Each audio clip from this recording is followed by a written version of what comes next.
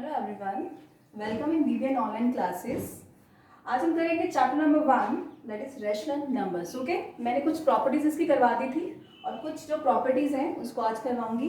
देखिए यहाँ पे मैंने क्या लिखा है, एसोसिएटिव प्रॉपर्टी। ये ऑलरेडी आपने कर रखी है। एसोसिएटिव प्रॉपर्टी हो गई, डिस्ट्रीब्यूटिव प्रॉपर्टी होगी, क्लोजर प्रॉपर्टी होगी, है ना, कॉम्यूटेटिव प्रॉपर्टी होगी। ये ऑलरेडी आपने 6-7 क्लासेस में कर रखी है। बट ये चैप्टर का नाम रैशनल नंबर है, इसलिए इसको हम फ्रैक्शन में करेंगे। देखिए यहाँ पे मैंने एसोसिएटिव प्रॉपर्टी लिखी है। तो सबसे पहले मैंने क्या लिखा है, a upon B plus C upon D plus E upon F is equals to a upon B plus C upon D और bracket close plus E upon F. ठीक है, तो आपने क्या करा था ना, आपने ऐसे करा कि अगर ये लिख देते हैं which is equals to a plus B plus C. देखिए दोनों में डिफरेंस कुछ नहीं है, सिर्फ ये डिफरेंस है, ये किसमें है आपका, ये आपका रैशनल नंबर में है। ठीक है, which is in the form of p by q। और ये किस है, ये नंबर्स में, होल नंबर्स में है। तो जैसे आपने a की वैल्यू 1 लेते हो, b की वैल्यू 2 लेते हो और c की वैल्यू 3 लेते हो। ठीक है, तो यहाँ पे मैंने 1 यहाँ पे b की जगह 2 पर पुट कर दिया, यहाँ पे 3। इसको सॉल्व कर ले, इसको इन तीनों को इकट्ठा कर लो या इन दोनों को ऐड करके इसमें ऐड कर दिए, 3 plus 2 that is 5, 5 plus 1 that is 6। अब इसको भी सॉल्व कर लेते हैं। ये कितना हुआ, 1 प्लस दैट इज 2, ये कितना हुआ प्लस 3, तो ये भी कितना हुआ 3 प्लस 3 दैट इज 6। ठीक है, तो बस कुछ नहीं कर रहा है, सिर्फ ये कर रहा है कि ये जो आपने 6th क्लास में प्रॉपर्टीज पढ़ी थी होल नंबर्स में, चैप्टर नंबर 2 में, बस उसको मैंने ये किसमें शो कर रही हूँ मैं आपको, ये फ्रैक्शन में कर रहे हैं, रैशनल नंबर्स में कर रहे हैं। ओके, तो ये फर्स्ट अगर आप इसको एग्जांपल लेके करिएगा, जैसे मैंने यहाँ पे करिए, कोई भी ए नंबर, ए को कोई A1 ले लीजिए, 2 ले लीजिए, कुछ भी ले लीजिए, ये सारी वैल्यूज पुट करके देखिएगा, आपको एक रिजल्ट मिलेगा कि ये और ये दोनों क्या आ जाएंगे, इक्वल आ जाएंगे। तो इसका मतलब ये है कि जो एसोसिएटिव प्रॉपर्टी है ये एडिशन में एप्लीकेबल होती है। ओके, अब देखिए ये वाली है, अब ये सब्ट्रैक्शन में एप्लीकेबल होती है कि नहीं। अगर मैं यहाँ पे c अपॉन डी माइनस ई अपॉन एफ है और यहाँ पे a अपॉन बी, अब यहाँ पे c अपॉन डी ले ले और यहाँ पे माइनस e अपॉन एफ ले ले। ठीक है, अब अगर इसमें वैल्यू पुट करके देखोगे तो ये दोनों एप्लीकेबल नहीं होगी। ओके, ये दोनों इक्वल नहीं आएंगे, इसलिए मैंने यहाँ पे एक कट का साइन लगा दिया कि ये दोनों इक्वल नहीं है। अगर ये इनकी वैल्यूज इंटरचेंज हो जाती है तो ये दोनों इक्वल नहीं होती, इसमें एप्लीकेबल नहीं है, सब्ट्रैक्शन में। नेक्स्ट देखिए मल्टीप्लिकेशन में। अब मल्टीप्लिकेशन में क्या है, that is a upon B into C upon D into E upon F is equals to a upon B into C upon D.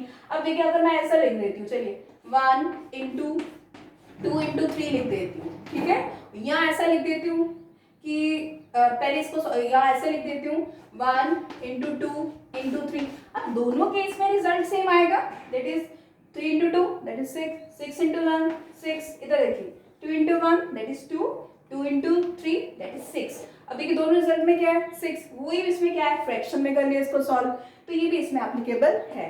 यहाँ पे आगे डिवीजन में, अब ये डिवीजन में ये प्रॉपर्टी एप्लीकेबल नहीं होगी, आप इसको एग्जांपल्स लेके जरूर करिएगा। ठीक है, अब ये किसमें एसोसिएटिव प्रॉपर्टी सिर्फ एडिशन में और मल्टीप्लिकेशन में एप्लीकेबल होती है। चलिए एक और प्रॉपर्टी है हमारी, that is distributive property. Distributive property क्या होती है, आपने ये भी ऐसे ही कर के रखी हुई है, जैसे a इंटू बी प्लस सी। ठीक है, तो आप क्या कर रहे थे कि ये जो a नंबर है, कोई भी नंबर हो सकता है, ये जो है ये b से भी मल्टीप्लाई हो रहा है और ये c से भी मल्टीप्लाई हो रहा है। बस डिफरेंस यही है कि चैप्टर का नाम रैशनल नंबर है, तो मैंने इसको किस में लिया है, p अपॉन q की फॉर्म में। तो इसका मतलब है ये जो है a अपॉन b ये c बाय t से भी मल्टीप्लाई हो रहा है, प्लस ये जो a अपॉन b है वो e अपॉन f से भी मल्टीप्लाई हो रहा है। ओके, तो ये ऐसे है। ठीक है, चलिए कोई भी एग्जांपल ले लीजिए, अगर मैं लिख लेती हूँ यहाँ पे 2 इंटू एक्स प्लस 4 ले लेती हूँ, तो ये कितना आएगा, ये इससे मल्टीप्लाई हुआ दैट इज 2x प्लस ये इससे मल्टीप्लाई हुआ 4 2 8, तो this is answer, this is your answer. कुछ बच्चे क्या करते हैं कि अनलाइक टर्म्स को भी ऐड कर देते हैं, अनलाइक टर्म्स कभी भी ऐड नहीं होती, जब तक टर्म लाइक टर्म नहीं है हमेशा लाइक टर्म्स ऐड होती हैं और सब्ट्रैक्ट होती हैं। ये this is unlike term, unlike कैसे हुई, इसके साथ 2x है और यहाँ पे क्या है, एक कांस्टेंट टर्म है दैट इज नंबर है 8, तो ये दोनों ऐड नहीं होगा, दिस इज योर आंसर। और बच्चे क्या लिख देते हैं 8 प्लस 2 दैट इज 11x, तो उसका आंसर गलत हो जाते हैं। चलिए अब नेक्स्ट है जो आप पढ़ोगे चैप्टर नंबर 1 में, दैट इज एडिटिव इनवर्स क्या होता है। आपने पहले पढ़ा है कि अगर मैं बोलूँ 10 का एडिटिव इनवर्स क्या है तो आप बोल दोगे -10। अगर बोलूँगी -10 का एडिटिव इनवर्स क्या है तो आप बोल दोगे 10। ठीक है, बस इसको किस में लिख देना आपको, फ्रैक्शन में, मीन्स रेशनल नंबर में। अगर बोले 2/3 का एडिटिव इनवर्स क्या है आप बोल दोगे -2/3। और अगर -2/3 का एडिटिव इनवर्स करना है तो वो कितना हुआ, दैट इज इक्वल्स टू 2/3। आपने यहाँ से क्या देखा, जो टर्म प्लस की थी वो माइनस में चेंज हो गया, जो माइनस का वो किस में चेंज हो गए, प्लस में चेंज हो गए। ठीक है, तो ये है आपका एडिटिव इनवर्स। चलिए अब देखते हैं मल्टीप्लिकेटिव इनवर्स क्या होता है। मल्टीप्लिकेटिव इनवर्स मीन्स आपने रेसिप्रोकल सुना हुआ है, जैसे मैं 3/4 करती हूँ तो बोलती हूँ चलिए बताइए इसका रेसिप्रोकल क्या, आप क्या बता रहे थे, दैट इज 4/3। ठीक है, तो वो ही होता है मल्टीप्लिकेटिव इनवर्स। जैसे मैं अगर 3/4 का अगर मेरे को मल्टीप्लिकेटिव इनवर्स चाहिए तो मैं इसको क्या लिख दूंगी, दैट इज 4/3। ओके, और उसके बाद there are so many examples, you can take any example like 1/3, तो क्या होगा मल्टीप्लिकेटिव इनवर्स, दैट इज 3/1। जिसके डिनोमिनेटर में कुछ नहीं होता है, एक बार याद रखिएगा, उसके डिनोमिनेटर भी क्या होता है, 1 होता है, बट ये तो रेसिप्रोकल हो गई, 3/1 आ गया। ठीक है, ये तो थी आपकी, ये जो प्रॉपर्टीज आपकी रह गई थी मैंने आज वो करवाई है। कल भी मैंने आपको 2 प्रॉपर्टीज करवाई थी, दैट इज क्लोजर प्रॉपर्टी और कॉम्यूटेटिव प्रॉपर्टी, और ये है आज डिस्ट्रीब्यूटिव प्रॉपर्टी और एसोसिएटिव प्रॉपर्टी, और एडिटिव इनवर्स के बारे में बताया और मल्टीप्लिकेटिव इनवर्स के बताया। अब एक और बात करते हैं हम, अब नंबर लाइन के बारे में बात करते हैं। ठीक है, अब नंबर लाइन क्या होता है कि जैसे ये भी आपने पढ़ा हुआ है नंबर लाइन के बारे में।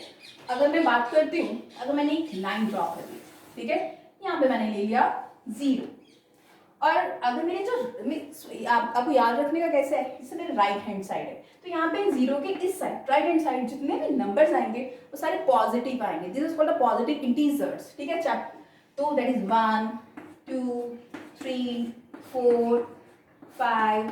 ठीक है, और जो भी लेफ्ट हैंड साइड है वो सारे इसमें क्या आ जाएंगे, नेगेटिव आएंगे, दैट इज -1 -2 -3 -4।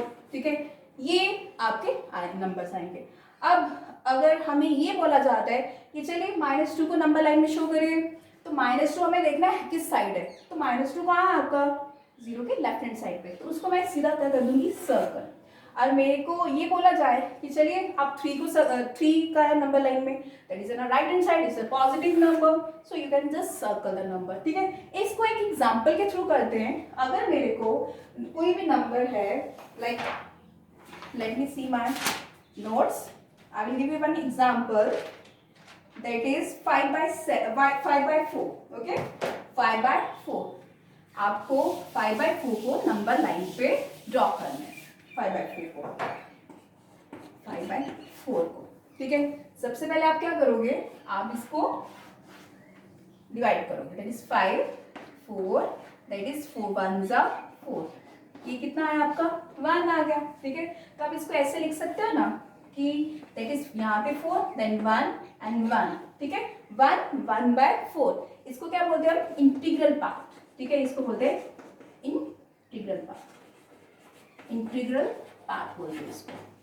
तो ये हो गया, दैट इज 1/4 का क्या मतलब है कि ये जो नंबर है वो किस में लाई कर रहा है, 1 और 2 के बीच में। ओके, हम इसको 1/4 को ऐसे भी तो लिख सकते हैं, 1 + 1/4 ऐसे भी तो लिख सकते हैं इसको। ठीक है, तो अब मुझे ये नंबर कहाँ जाएगा, आपका राइट हैंड साइड जाएगा। अगर यहाँ पे माइनस होता तो ऑब्वियसली मैं लेफ्ट हैंड साइड लेती, अब ये कहाँ है, राइट हैंड साइड पे। तो आपको क्या करना है, सबसे पहले यहाँ पे 0, अब ये देखिए 1 + 1/4 मतलब 1 में ऐड हो रहा है 1/4, तो मतलब 1 और 2 के कहीं बीच में नंबर होगा, तो 1 और 2 के बीच में अब जितनी डिनोमिनेटर हो उतनी आपको लाइंस ड्रॉ करनी है। जैसे यहाँ से शुरू करिए 1 2 3, और यहाँ पे आके कितना हो गया आपका 4 हो जाएगा। ठीक है, तो 1/4, तो इसका मतलब ये जो है ना, जो फर्स्ट लाइन है इस पे आप ड्रॉ कर सकते हो 1/4, या आपने इसको नंबर लाइन में शो कर दिया। और यही अगर आपको नेगेटिव होता तो आप उसको लेफ्ट हैंड साइड में ले लेते। ओके, आज के लिए अब इतना ही है, नेक्स्ट वीडियोस में हम और आपकी क्वेरीज लेंगे और क्वेश्चंस करेंगे। Okay, thank you.